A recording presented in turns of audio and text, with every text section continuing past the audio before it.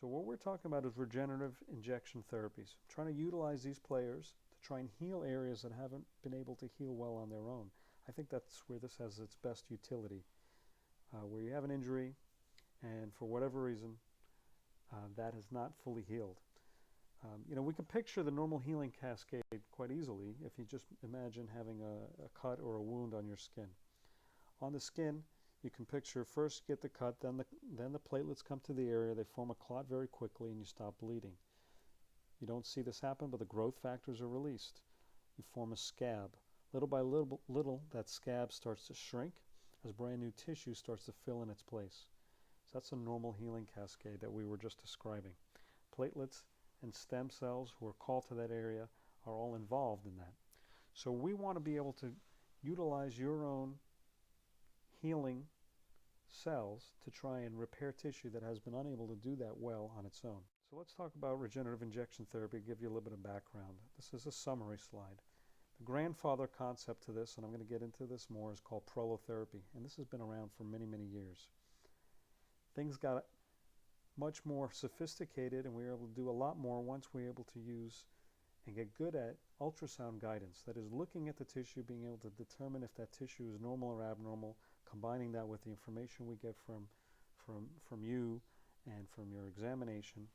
Now being able to see that tissue and being able to guide a needle clearly to that tissue was a big step forward. In so doing, we were able to understand that we really are trying to repair tissue. We want to do tissue preservation, not tissue removal. And how do we repair tissue? Well, understanding how your body normally does it and utilizing those cells in a concentrated form directly at the damaged tissue is what we're trying to do.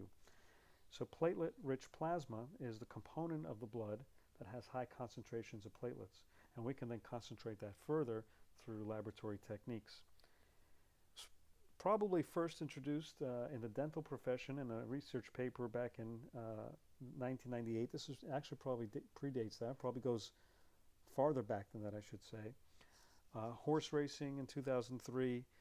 There was a human publication 10 years ago in 2006 focused on the elbow.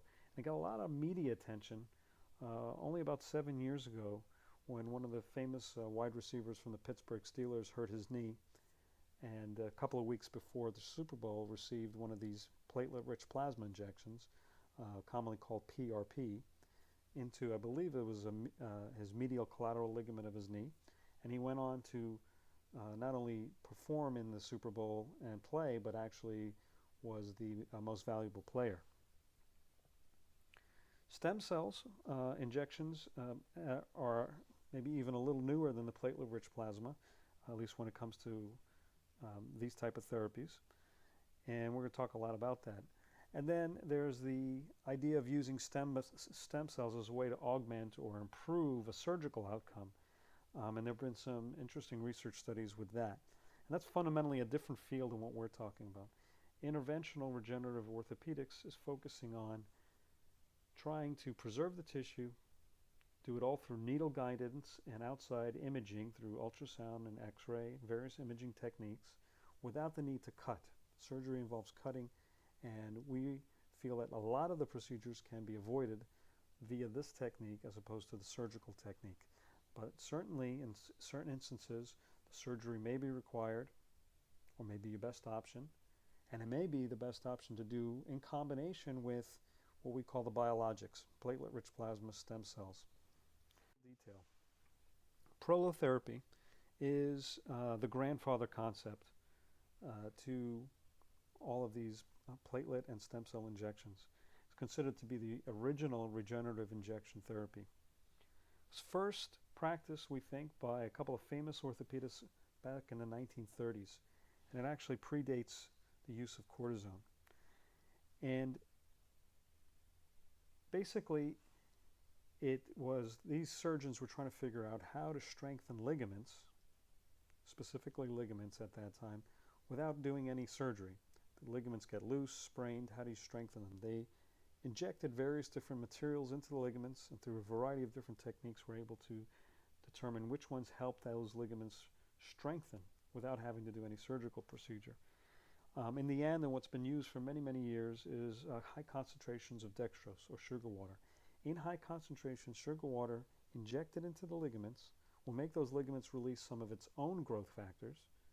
And if done repeatedly, that ligament can strengthen by 30 to 40%, simply by injecting an irritating solution, but a mildly irritating solution. You want to recreate the inflammatory cascade so that it can go through and finish its healing. So it's what we call a local controlled irritation. We use it commonly in injecting multiple painful ligaments, tendons where they insert into bone. Tendons are the extension of a muscle. A muscle thins out, becomes more like a rope, which we call the tendon, and that inserts into the bone. The insertion site where it inserts into the bone is a very common area of damage and pain. We also inject it into joint spaces and for various different things, but it requires multiple different treatments. The traditional way of doing this, the way it was taught for many years because there was no other available imaging, was to do blind technique. That is, understanding the anatomy, feeling the anatomy, and injecting where you believe everything, where those tendons or ligaments may be attaching, for example. Today, at least in the Regenerative network, we do not typically do blind techniques. Everything we do is under direct image guidance. So what we think is happening is that this release of growth factors stimulates healing of the chronically injured or of tissue, whether it's inside the joint or outside the joint. And there have been multiple research studies over the years supporting that it's effective. When you do biopsies and research studies, when the biopsies are done of the tendons and ligaments, they show regeneration of normal tissue, not scar tissue. Some people have felt that prolotherapy generated scar tissue, which may be okay in certain instances, but we believe it actually regenerates normal tissue. We use this commonly as part of our first phase of a stem cell protocol, which I'm going to get into more later. So when you actually look at the tissue under a microscope after it's been treated with this prolotherapy type technique, what we see here and what's being shown in these slides is that there's a significant increase in the deposition or the deposits of cells that are trying to produce normal tissue. So platelet-rich plasma is what we were talking about earlier, is the concentrated portion, is a portion of the plasma of the blood that has high concentration of platelets. Along with that come high concentration of growth factors. And we started to use this in a similar way that we were doing prolotherapy. That's how it started. So theoretically, everything is removed except the platelets and the growth factors. So the red blood cells are removed, and the white blood cells are removed typically in the way that we do the procedure. As I said, it contains concentrated growth factors, and the injection technique, at least approach, is similar to prolotherapy, except now under ultrasound guidance. And when I say approach and technique, what I mean is the prolotherapy style was never to inject just that structure that has some damage to it. For example, let's say you have a ligament that's torn, or tendon. Let's go with a tendon. Let's say you have a tendon that's torn. Never just inject that tendon. We are trying to, in the prolotherapy philosophy, is trying to strengthen that whole region. So we would be injecting multiple different structures in that joint, trying to strengthen the ligaments, trying to strengthen the tendons, trying to improve the inside of the joint as well. And so it becomes more of a regional technique than an individual one structure type technique.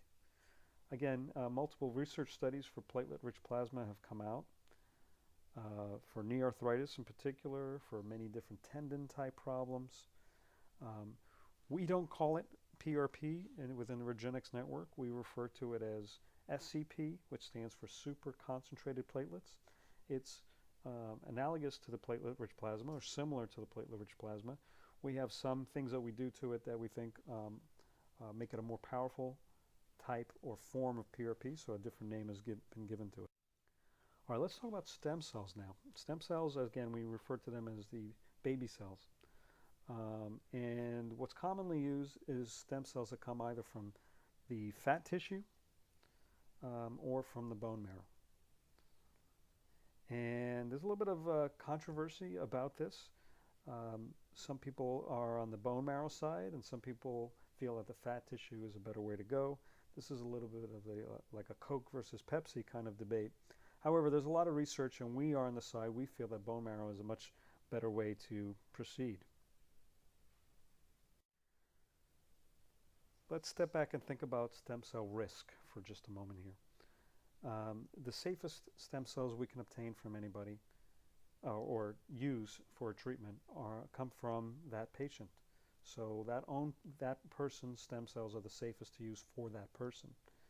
Using someone else's stem cells in different forms increases the risk. Embryonic stem cells, which are commonly thought of, and there's some controversy regarding ethical use of these cells, but there's also increased risk that's associated with the use of these cells, and I'm going to give you an example a little bit later. So bottom line is, all things being equal, the risk of a stem cell therapy increases as the source changes. The safest cells are your own. Stem cells that come from others can carry good and the bad of their genetic material. And we think, and we know, that embryonic stem cells can form tumors. So right now, that is not the best source. Let's talk about a little bit about the FDA regulation and what our restrictions are to some extent within the United States. What this slide is showing here is the sources of stem cells and what we can do with the stem cells. So on the left in the green, you see that there are two different types of bone marrow stem cells. Okay, we've got what we call same day and the advanced culture expanded stem cells. Within the United States, the regulations state that we have to use your stem cell components within a 24-hour time period. That's why it's called same day. We isolate the bone marrow. We can isolate, and I'll go over this in more detail later in the presentation. But we then take the components of the bone marrow that have the highest concentration of stem cells, and then we have to utilize that within 24 hours. And this is considered to be body tissue and does not require any FDA-specific approval for it, and is within the particular regulation that governs this, doesn't violate it. Then we have a concept of culture expansion, that is taking the stem cells from the bone marrow in this case, growing them over a period of 4 to 6 weeks up into much higher quantities, 1,000 or more times what we started with. This was being done in the United States for a number of years. Regenerative pioneered both of these treatments within the U.S. as injectable type treatments for orthopedic conditions. The culture expanded stem cells were being done from 2005 to approximately 2010, possibly 2011. So quite a number of years. However, the FDA stepped in at that point and stated that this expansion of the stem cells, growing them to higher quantities, violated a particular regulation, and they said that your body tissue, once it has been expanded to that point, no longer fits under the regulation of tissue, and now would be considered to be a drug. And therefore, as a drug, it would need FDA drug approval. And in this country, in order to obtain FDA drug approval, requires upwards of $1 billion in research studies and many years to get to the point of getting an FDA approval. Now, this is all for your own particular stem cells.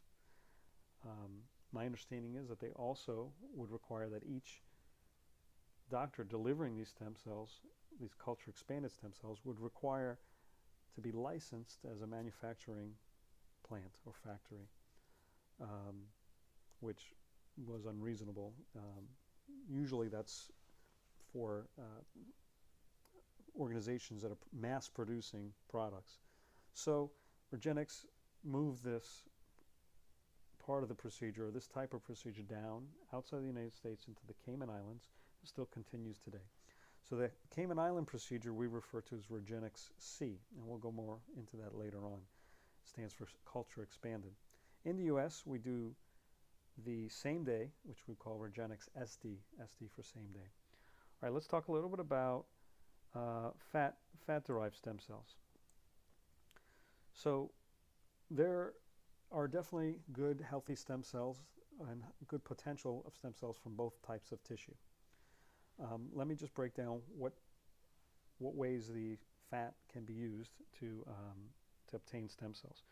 First, you've got something called a simple adipose graft. That is, we obtain the fat in its form, in its full form, and utilize that without doing anything else to it. We call that more of like a fat graft. And that does not require any FDA approval. That's considered to be body tissue. Then there's something called the same day or stromal vascular fraction. The stromal vascular fraction is the component of the fat that has the high concentration of the stem cells. In order to obtain that stromal vascular fraction, outside things are needed to break it down so we can obtain it. So we usually use an enzyme, something called collagenase, which breaks apart the fat and allows you to obtain that component which has the high concentration of stem cells. Well, that same regulation that tells us about expansion or not expansion, what it's actually referring to is manipulating the tissue. So if you more than minimally manipulate the tissue, then it no longer gets classified as a body tissue, it now gets classified as a drug. So it is believed that use of this stromal vascular fraction actually requires FDA approval because it is considered to be a drug. For that reason, amongst many others, we prefer not to use the stromal vascular fraction for our treatments. We think there are many other reasons as well, which I'll get into. Additionally, you can take that fat, get the stromal vascular fraction, isolate the stem cells, and now do a culture expansion, the same way we do with the bone marrow. Again, that would require multiple weeks of laboratory expansion of the stem cells to get higher quantities, and certainly, as it does with the bone marrow, would require FDA approval as a drug, which doesn't exist in this country at this time. Let's talk a little bit more about why we choose bone marrow stem cells over fat stem cells. When they're compared head to head, you can see that there have been many research papers that show that bone marrow are better at making cartilage. Almost every single paper, when comparing these two, shows that bone marrow is better at making orthopedic tissue than stem cells that come from fat tissue. Furthermore, there actually is an increased risk when you do liposuction to obtain the fat tissue as compared to when you obtain the tissue from the bone marrow. You can see in this one study there were 15 adverse events in 20,000 procedures in obtaining the bone marrow, as opposed to doing a liposuction, even under image guidance, where there were 9 complications in only 609 procedures. So we feel the bone marrow, in of itself, that procedure is safer than the procedure for obtaining fat stem. Okay, there's been some discussion that there's a higher percentage of stem cells within the adipose tissue than the bone marrow. Some people say a much higher percentage and in fact, there are more stem cells in terms of percentage.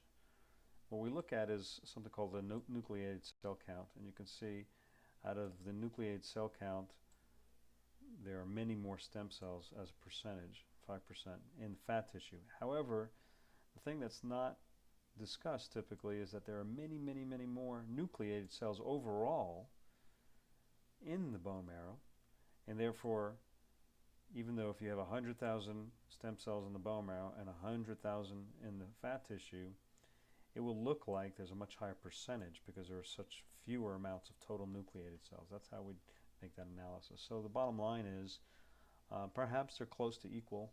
There certainly is not the concept that adipose tissue has much, much more stem cells is likely incorrect. So what do we have within the bone marrow? There are many different kinds of cells. This is another advantage of bone marrow over adipose tissue. There are many different kinds of stem cells. We've got these things called hemopoietic stem cells, which help with muscle repair in particular and nerves. We've got the mesenchymal stem cells, which we do see in the fat as well. And then multiple different types of cells that have different roles, all of which contribute to the healing cascade. There's also been a lot of discussion about amniotic and, in quotes, stem cells. This comes up quite frequently with patients and is something that is highly advertised in recent times. And so what we have is companies have been able to harvest this amniotic fluid from around the fetus, and there are thought to be many stem cells in this amniotic fluid. They're then prepared in a particular way and placed into vials and sold to physicians, and the representatives are telling physicians that use these vials. They have stem cells, and you can go ahead and inject this into tissue and you'll be able to get it to repair. And then in turn, the physicians are telling patients that these are amniotic stem cells. Unfortunately, Regenerative took multiple products off of the market and tested them in the laboratory to see what they actually contained. Turns out that these cells are gamma radiated and freeze-dried and placed into these vials, and in the end, when they're researched, there really are no live stem cells available. There are quite a few growth factors in there, which can be of some value, but probably no more value than a typical PRP procedure, and much more expensive, possibly with some increased risk. That's been reported in recent times, and this is a fairly recent article from the New England Journal of Medicine. People who had stem cell therapies this particular person went to Mexico, China, Argentina. They paid tens of thousands of dollars each time for injections. This person was not going for a particular orthopedic problem. This was, I believe, related to stroke. He went clinic to clinic, as you can see, ended up in Mexico and got an injection of fetal cells that were shipped from Russia. And then 6 months later, his walking improved. But then the improvement didn't last, so he had another injection, and something quite disturbing happened. The surgeon gasped, as is quoted here, when he opened up his patient and saw what was in the spine. It was a huge mass filling the entire part of the man's lower spinal column. So this got a lot of press. This has very little to do with what we're doing, but it does give stem cells potentially a bad rap. This is all tumor tissue here. So this was an unfortunate incident, and sort of speaks to the fact of the potential risks, as well as what we were discussing, the potential benefits of stem cell treatments.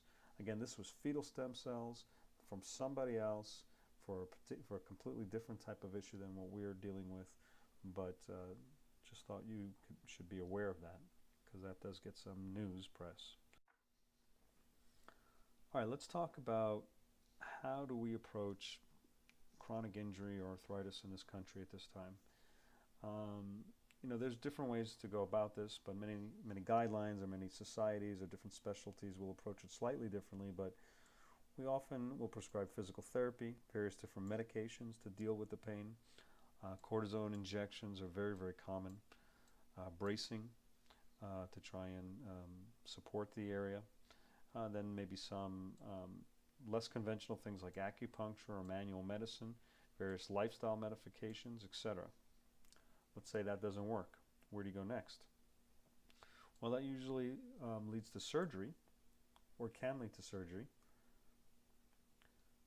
This may be with robotic or computer assisted, which is getting more and more sophisticated.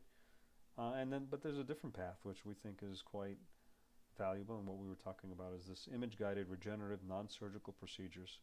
This can be done. If that fails, you can have surgery, or it can be done in conjunction with surgery. But in general, we think of this as an alternative to surgery. Many people have gotten cortisone injections in this country repeatedly for various different conditions, and really our cortisone injections are the best options. As it says here, corticosteroids, which is cortisone, frequently are used by physicians to reduce inflammation in patients with musculoskeletal disorders. But these agents may hinder stem cells' ability to regenerate. As a matter of fact, it likely kills the stem cells. You get a temporary benefit, but in the end, you have poorer healing and weaker tissue.